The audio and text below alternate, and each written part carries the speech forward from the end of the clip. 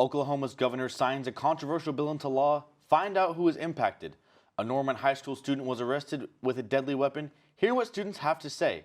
And Hurricane Ian's devastation continues. This is OU Nightly.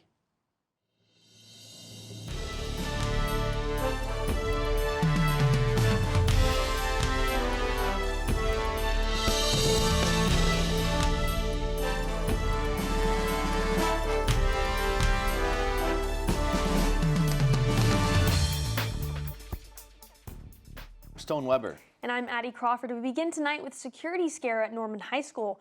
OU Nightly's Bella Roddy spoke with students today and is live at Norman High with details. Bella?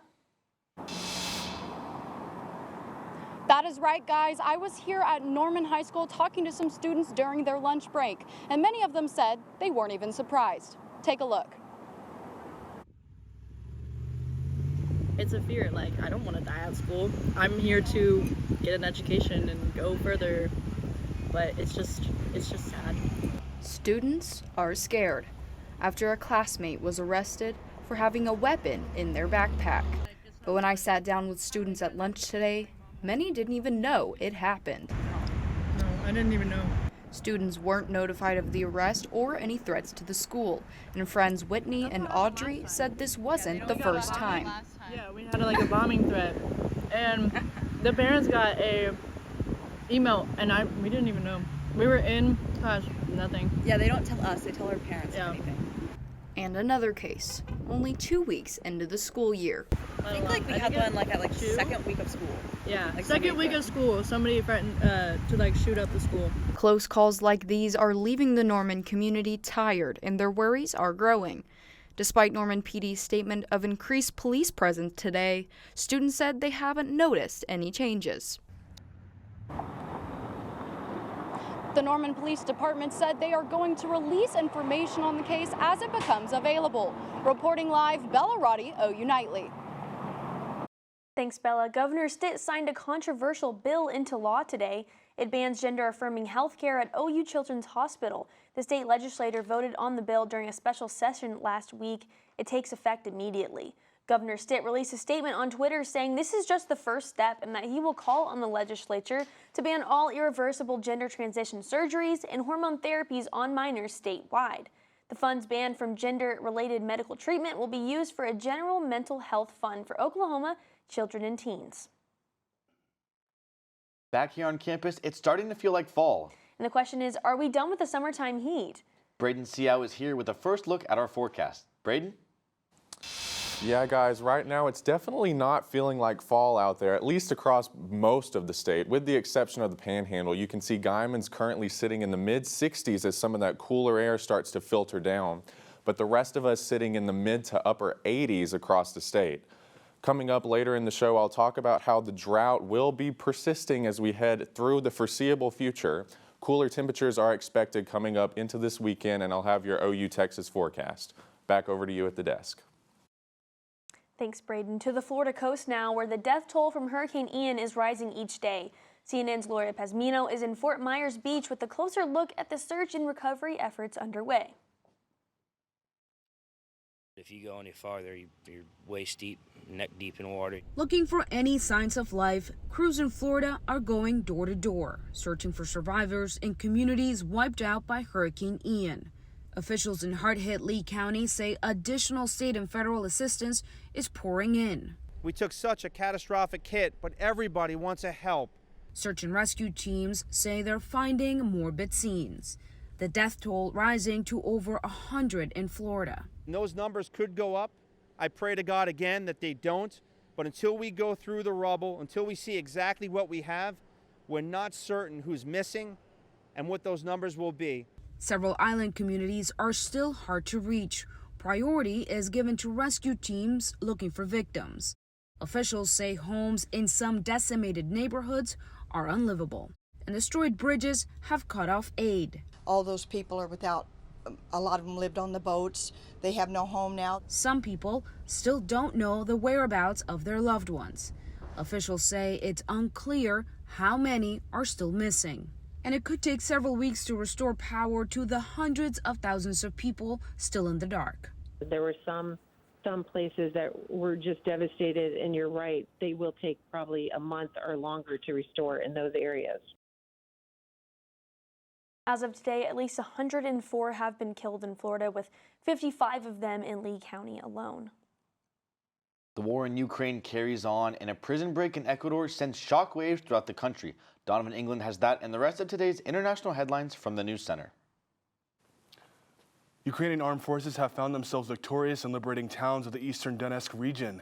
All the while, Russian President Vladimir Putin faces discontent from Russian elites for uncertain illegal annexations of Ukrainian regions. This lack of Russian control over Ukraine is upsetting the Kremlin government. These events have created an extraordinary amount of criticism towards Putin that experts say is unusual in Russia. At least 15 people killed and 20 injured during a prison riot in Ecuador's Cotopaxi province. Members of Ecuador's tactical police team were deployed to the Latacunga prison, and according to officials, casualties are still being identified and counted. The prison is located about an hour from the country's capital, Quito. And Indonesian soccer fans are blaming police after a tragic stadium event. East Java Police Chief Nico Afinta visits local Indonesian hospitals after apologizing for police action taken after fans erupted into chaos following a big rival soccer game. The police deployed tear gas, triggering a stadium fan crush that led to cases of suffocation. Among the 125 lives lost were 2 police officers. And today, the Colombian government and the National Liberation Army announced the restart of peace negotiations after a 3-year hiatus. Back to you at the desk. Thanks, Donovan. When OU Nightly returns, details on a popular payment service. An investigation is uncovering fraud and theft problems. Find out more in just a few minutes. And an e-cigarette company is under fire after details revealing it targeted youth. Find out more about why some kids don't want to quit.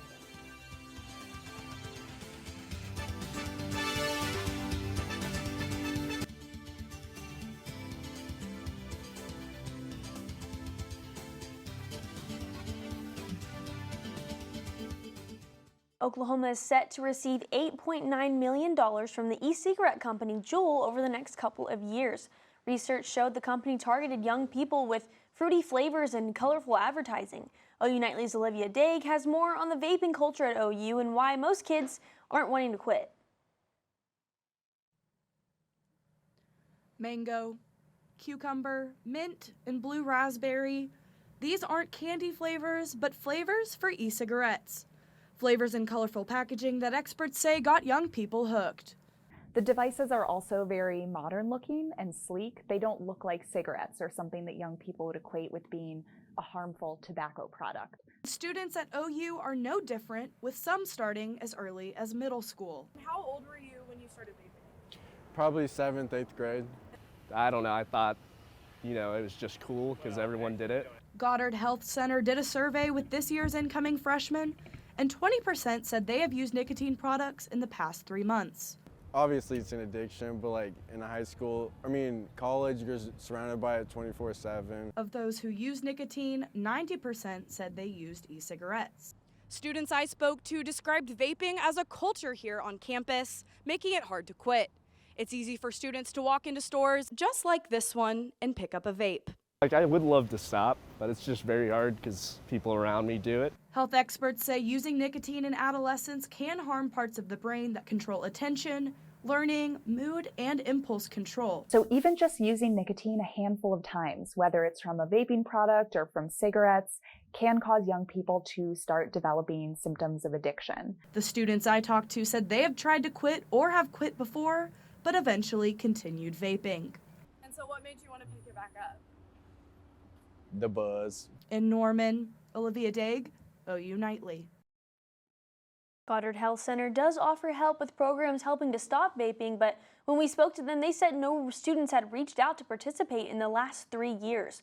OU Health Promotion offers a Quit Smart program for free. Just visit OU Health's website. A popular payment app is under investigation, and Twitter may be under new leadership sooner rather than later. Summer Miller has those stories and more in Science and Technology. Thanks, Stone. An investigation into the payment service Zelle finds a rising problem of fraud and theft. A report issued Monday from Senator Elizabeth Warren's office revealed that fraudulent transactions are a growing problem, and most customers are not being fully refunded. Warren's office says the 7 banks that own Zelle could be violating federal law since they claim the app is safe but fail to reimburse users. Elon Musk is proposing to buy Twitter again at the full price discussed previously. In a letter sent to Twitter, Musk offered to move forward with the $44 billion agreement. This was the original amount discussed between the two before Musk attempted to terminate the offer. Musk has discussed previously that he would like to bring changes to the platform if he was in charge. And tech company Meta is using artificial intelligence to generate videos from just a few words. Meta CEO Mark Zuckerberg posted a 20-second video demonstrating the company's progress with its Make a Video feature. The technology takes descriptive words or short phrases and makes a video from them. Zuckerberg says Meta plans to release a demo in the future. Addie, Stone, I'm going to be on the lookout for that demo. Back to you guys at the desk. Thanks, Summer. Coming up next, a new tutoring service for OU students offered at no cost. This unique service allows students in a particular college here on campus help from anywhere. Stick around. And now that we're into October, Brayden, are we expecting a cool-off this weekend? Yes, like right now temperatures are in the 80s, but we are expecting cooler temperatures as we head into the weekend. And when OU Nightly returns, I'll have more on that.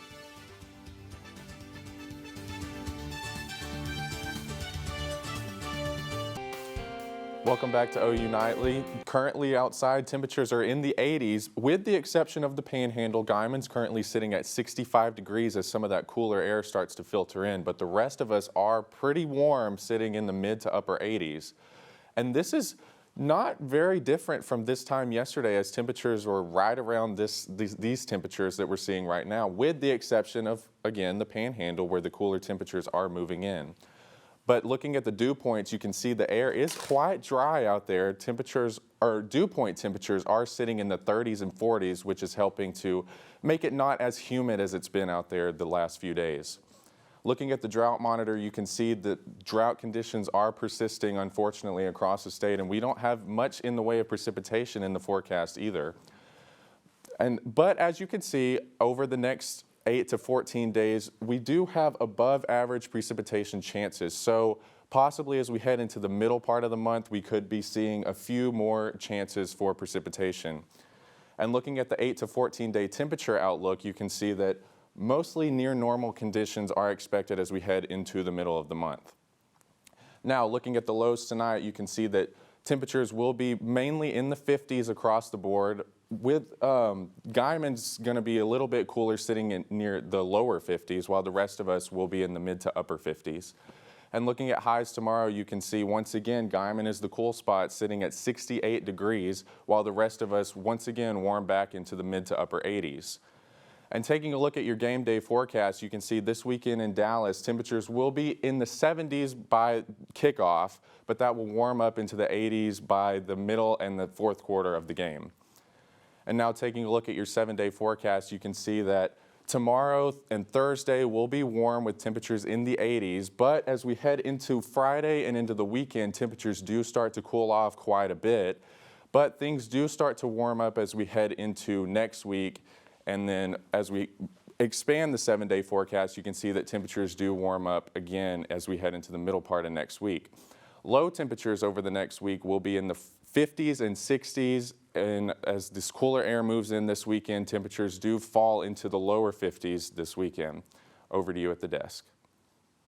Thanks, Brayden. The OU Price College of Business is now offering a free tutoring service for its students. NAC is an online peer tutoring platform allowing students the help they need anywhere at any time. Students receive help from their peers who have already passed the courses. With a handful of approved tutors and hundreds of registered students, faculty is excited to see how this service is going to grow and expects a rise in enrollment around midterms. So this really helps with student retention. It helps with students just doing better in the courses and understanding the concepts, which just helps them as they go through all the rest of the courses that they have to take in a progression. If you're interested in NAC, visit the Price College of Business website for more information. And OU football prepares for their annual trip to Dallas, looking to end a losing streak. And OU softball opened up their fall ball season last night. Jimmy Wicks has that and more in sports. That's right, guys. We have the latest on OU's quarterback situation heading into OU Texas. And OU softball got back to their winning ways to start fall ball. More on sports coming up next.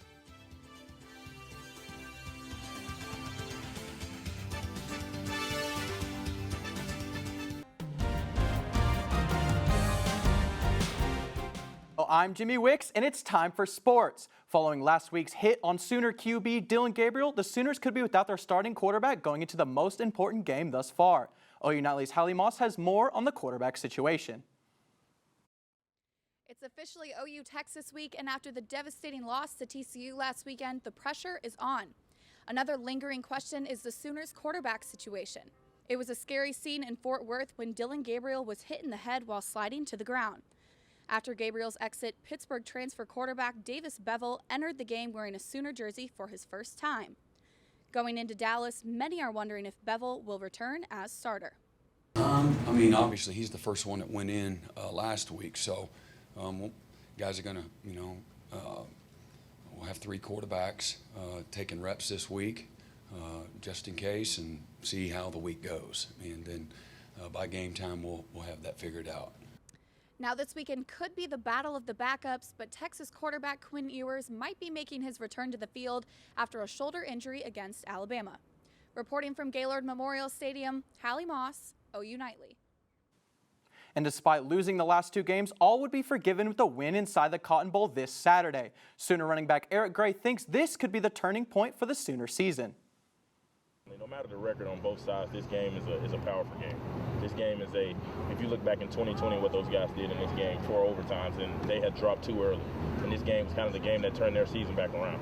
So this is definitely a game, no matter the record, no matter if Texas hadn't won any games this season, they're going to play hard, we're going to play hard, and we're going to see what it is when the clock turns 0-0. The 2-time defending national champion OU softball opened fall ball off with a bang. The Sooners hosted Seminole State in front of a sold-out crowd at Marina Hines Field. OU's offense was firing on all cylinders, telling a 19-1 score in the exhibition. And in an NFC rematch, the Rams headed to Santa Clara to play the San Francisco 49ers. The Niners set the tone with a Jeff Wilson run right up the middle to the crib for a 32-yard touchdown. Then just before half, Jimmy Garoppolo hit Deebo Samuel over the middle and took it all the way home to grow their lead to 8. San Fran closed the game out and got their revenge on the Rams 24-9. But just before halftime, a fan had an unfriendly visit with Bobby Wagner on the field. Here you go. Oh, yeah. There he is. There he is. Yes. Oh, yes. That's what we're talking about. Wagner, Bobby. A veteran, right? Get him down. Now get out and let these guys take over. Yeah, guys, I can't say I would want to run across the field with future Hall of Famer Bobby Wagner roaming around, but maybe that's just me. Stone, Addie, what do y'all think? Oh man, I think there's definitely a reason why some people are meant for the stands and some people are meant for the field, right, Stone? Yeah, I agree, and I don't really see any benefits to running onto the field. You're going to get tackled by somebody, and you're going to get arrested, and you're going to be banned from future games, so I really just don't see a point. You might actually get hurt too, especially with Bobby Wagner, but on another note, it's getting pretty close to dinner time. Yeah, it is, and luckily today isn't just a normal Taco Tuesday. When we come back, we'll tell you why today is worth celebrating.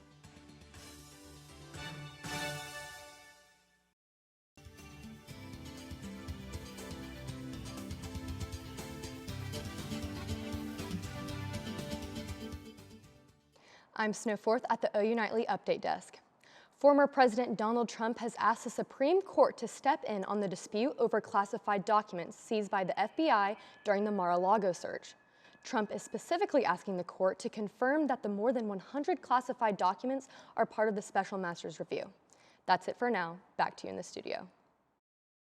Thanks, Snow. Talk about a celebration. It's National Taco Day. This year's October 4th is special considering it falls on Weekly Taco Tuesday as well. So chow down on a tasty taco stuffed with whatever your heart desires. You can celebrate the holiday by cooking some tacos at home or going to a restaurant like Fuzzy's to get $1.50 tacos all day. Well, with all of this taco talk, I think we should go get some after the show, Stone. I agree, Addie. I think you're right. But before we do that, let's get a last look at the weather. Brayden?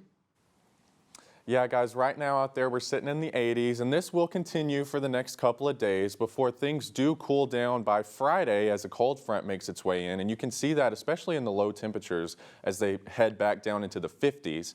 And then this weekend looks nice before things start to warm up by next week. And by this time next week, temperatures will be right around what they are right now. So back to you guys at the desk. Thanks, Brayden, and thanks for tuning in to OU Nightly. We're live every weekday at 4:30. Good night.